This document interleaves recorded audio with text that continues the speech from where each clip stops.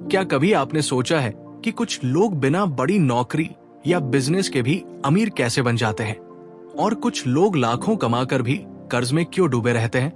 असल में पैसा एक नंबरों का खेल नहीं है, ये एक सोच, माइंडसेट का खेल है।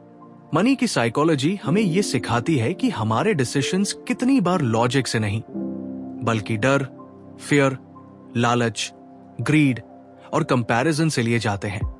और जब सोच गलत होती है तो चाहे इनकम कितनी भी हो, पैसा टिकता नहीं। इस वीडियो में हम बात करेंगे उस माइंडसेट की जो आपको ना सिर्फ पैसे कमाने में मदद करेगा बल्कि उसे समझकर संभालने की भी ताकत देगा।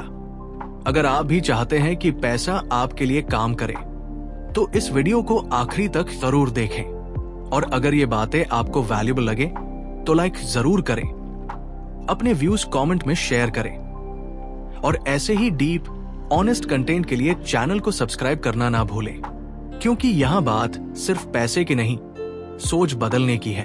पैसे की सोच और इंसान की साइकोलॉजी।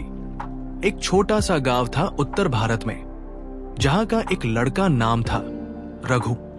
रघु बहुत होशियार था, लेकिन उसके परिवार की आर्थिक स्थिति कमजोर थी। वो अक्सर अपने पिता को कहते सुनता, पैसा बचाओ, बुरे वक्त में काम आता है।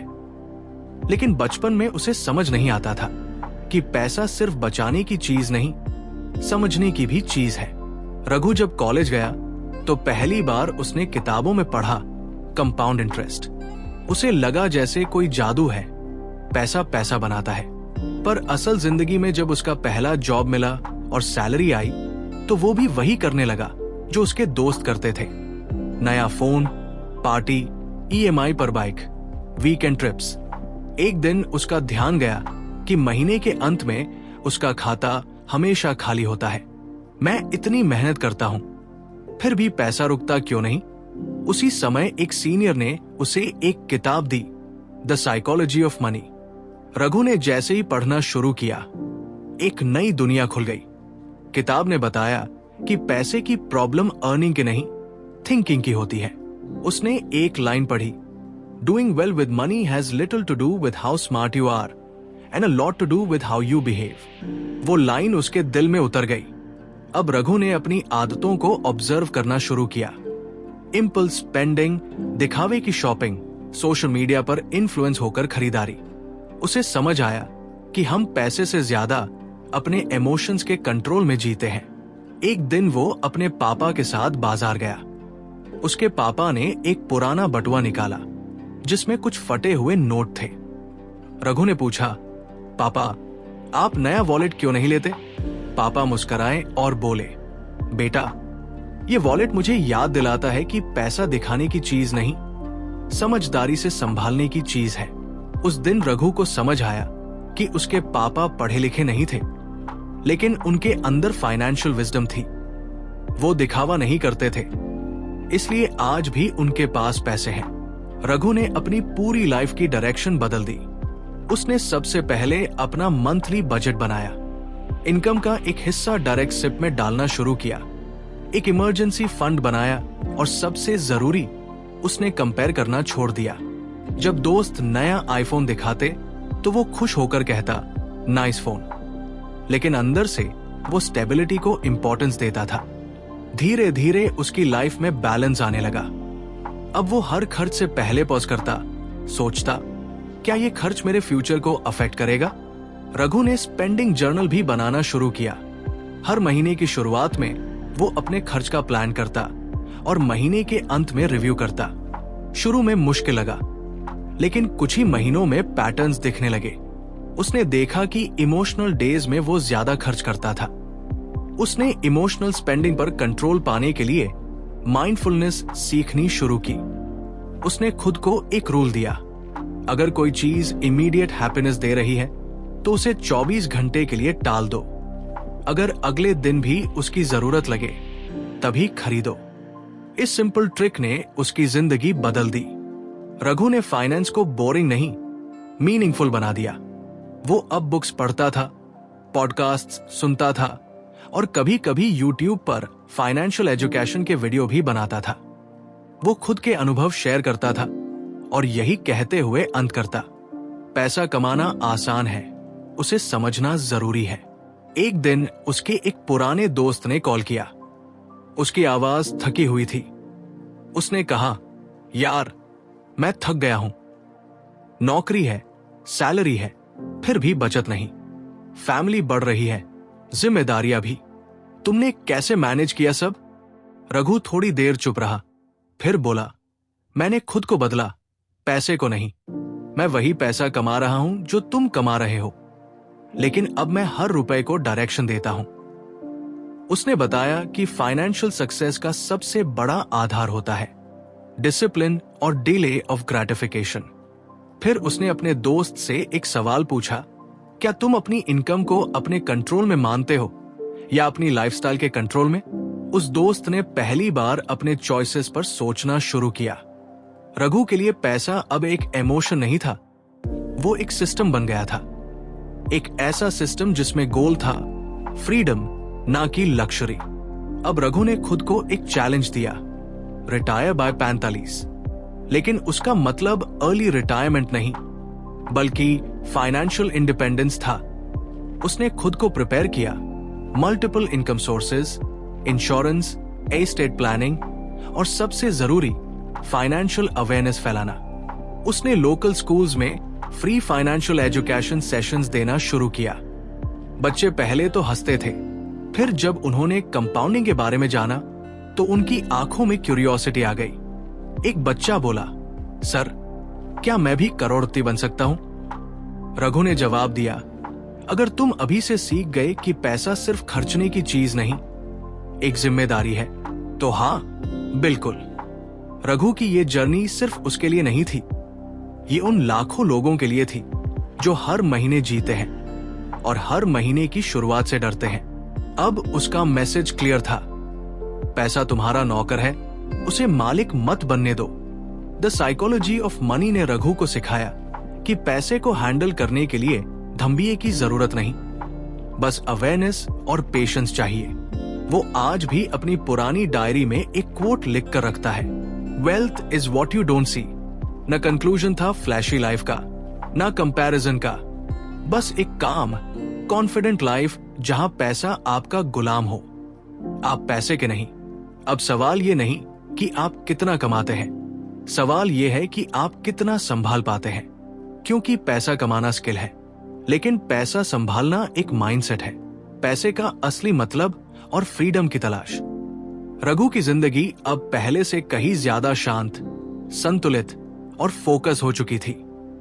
उसने पैसा कमाने की दौड़ से खुद को अलग कर लिया था, लेकिन असली ट्रांसफॉर्मेशन तब शुरू हुआ जब उसके एक क्लाइंट ने उससे पूछा, रघु सर, आप हमेशा पैसे की आजादी की बात करते हैं, इसका मतलब क्या सिर्फ इतना है कि बहुत सारे पैसे इकट्ठा कर लो?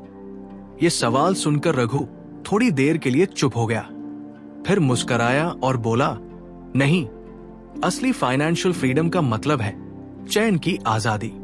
आप कब, कहां और कैसे जीना चाहते हो, ये चुनने की ताकत।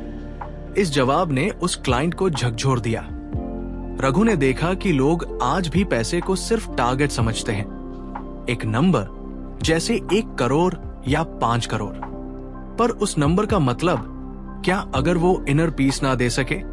रघु को अपनी ही लाइफ का एक किस्सा याद आया।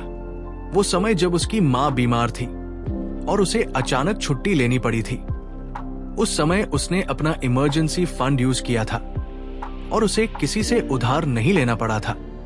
वो हॉस्पिटल में बिना टेंशन के बैठा था, क्योंकि वो जानता था, मैंने खुद को इसी वक्त के लिए तैयार किया था। रघु के लिए उस दिन मनी ने अपना सबसे सुंदर रूप दिखाया, सिक्योरिटी, डिग्निटी और पीस ऑफ माइंड। वो जान गया था कि पैसा केवल लाइफस्टाइल बदलने के लिए नहीं, लाइफ की स्टेबिलिटी के लिए होता है। धीरे धीरे रघु का दायरा बढ़ता गया।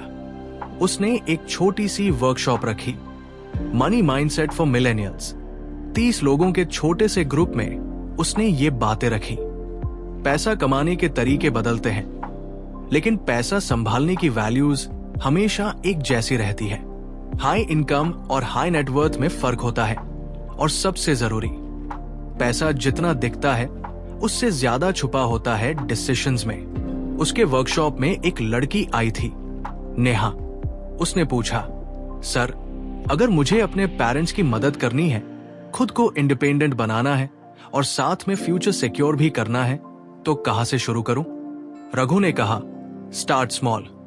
सबसे पहले अपने खर्च लिखना शुरू करो, फिर उन्हें 2 हिस्सों में बांटो, नीड्स और वांट्स। फिर एक छोटा इमरजेंसी फंड बनाओ। उसके बाद सिप शुरू करो और सबसे जरूरी, खुद से कंपैरिजन करना बंद करो। नेहा ने मुस्कुराकर कहा, इतना सिंपल? रघु हंसते हुए बोला, सिंपल जरूर है, लेकिन इजी नहीं। कंसिस्टेंसी चाहिए। वो समझा चुका था कि पैसा एक हैबिट है और हैबिट्स टाइम और प्रैक्टिस से बनती है। रघु अब अपनी लर्निंग्स को बच्चों में डालना चाहता था।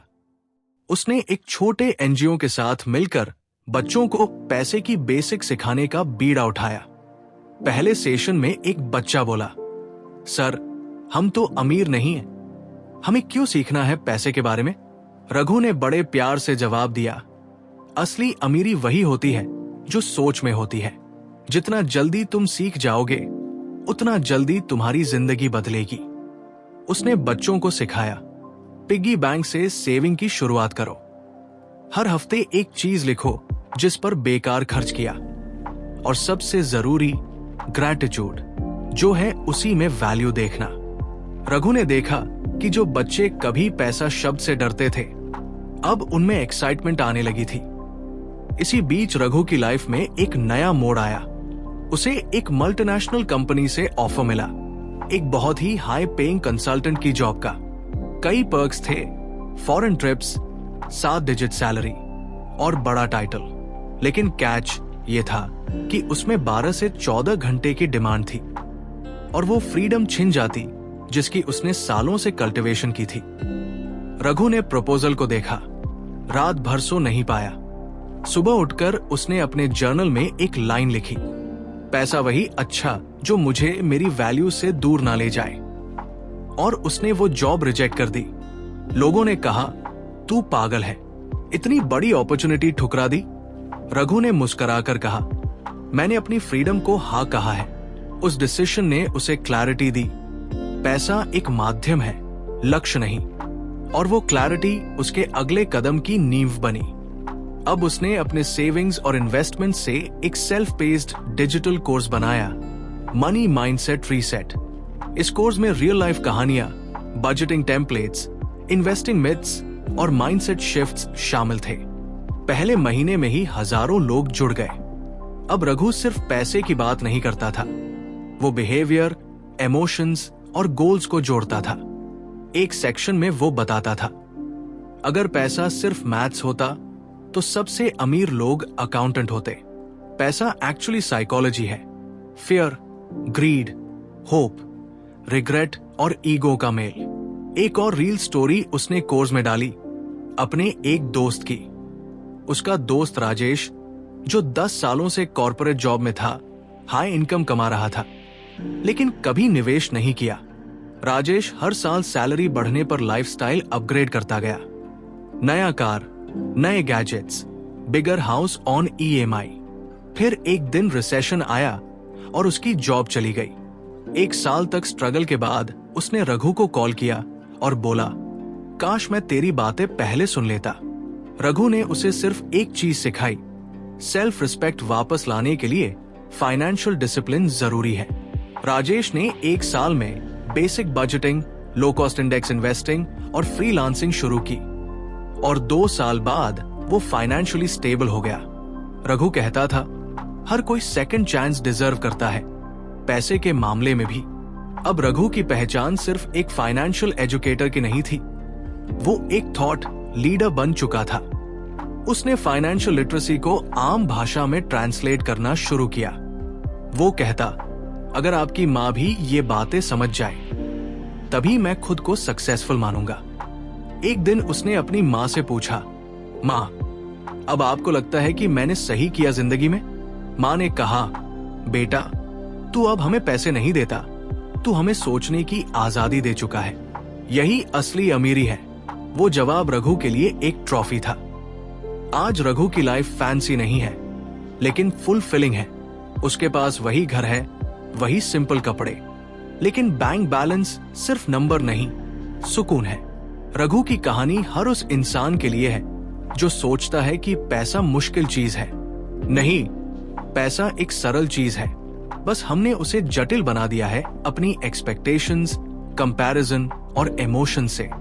अगर आप आज से सिर्फ इतना ठान ले कि खर्च से पहले सोचेंगे, दिखावे की दुनिया से दूरी बनाएंगे, सीखते रहेंगे और खुद को फाइनेंशियल डिग्निटी देंगे, तो आप भी उस जगह पहुंच सकते हैं जहां पैसा आपका सेवक होगा, आप उसका नहीं।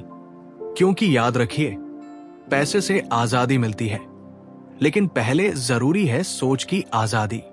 और इसी सोच की आजादी ने रघु को वो बना दिया जो वो बनना चाहता था।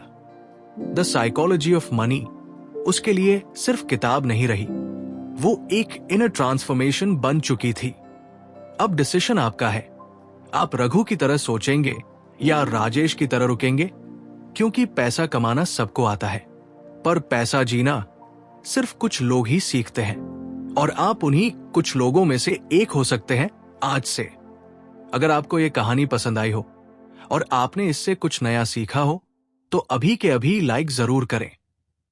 और ऐसे ही पावरफुल फाइनेंशियल सोच वाली कहानियों के लिए चैनल को सब्सक्राइब करें, बेल आइकन भी दबा देना, ताकि अगली बार जब रघु या आपकी जिंदगी में कोई फाइनेंशियल ट्विस्ट आए तो आप पहले से तैयार हों।